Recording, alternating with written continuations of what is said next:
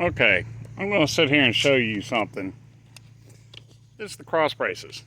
Cross brace here, cross brace here, cross brace there, cross brace there, right? I cut one out of the middle. And I'm measuring because because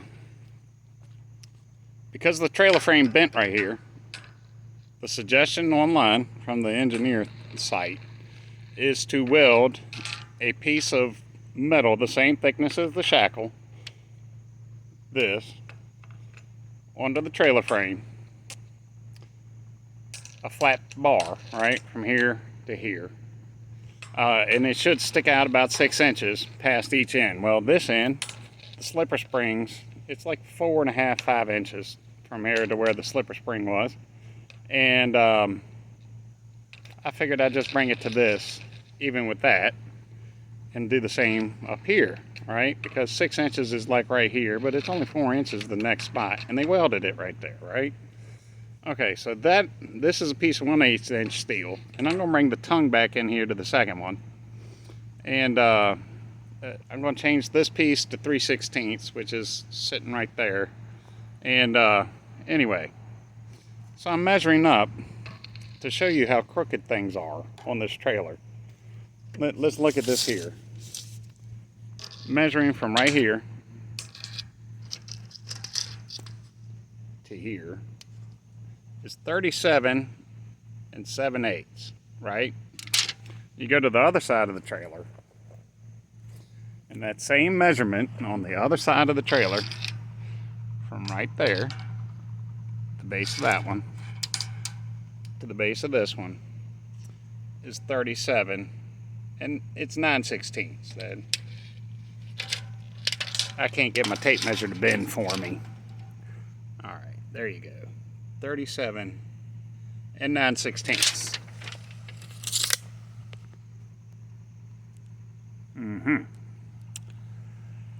Yeah, so that's, if you're wondering why I'm cutting things off of this trailer and putting them back, that's why. Now, if you'll see, it finally rained the day I was putting everything together.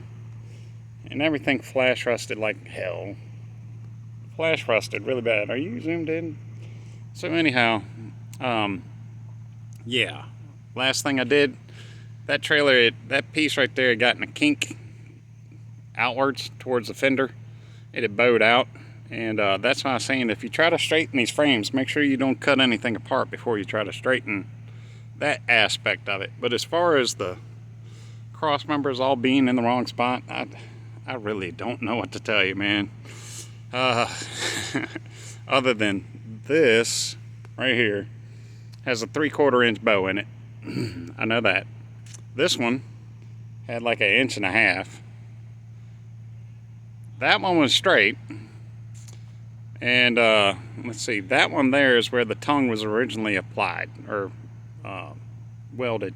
Tongue wasn't welded to it. The 2 cross braces, they had 2 braces inside of it, and the tongue was bolted into it, and the whole front end of the trailer was shaky like that, and we're trying to get rid of that. So anyhow, yeah, we're going to add some stability to it. I'm going to weld the tongue from the end that's not on there right now back to this one, and then take an angle from here to the tongue from each side. But I was having such difficulty because the trailer is so out of square and everything is just off on this trailer. Like I said, 9/16, 7/8. So that's, 3/8 of an inch, side to side, side to side, with cross members that are 60 and 1/2 inches long, and they don't all quite make it. And now I see why they're 1/2 inch long. Yeah.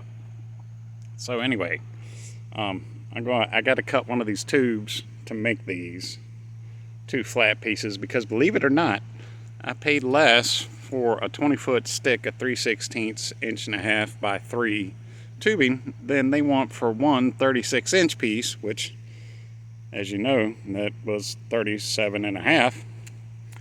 Too short. Yeah. I could buy 3 of these tubes from the guy for the price they want for 2 pieces of flat bar that are actually both almost 2 inches too short.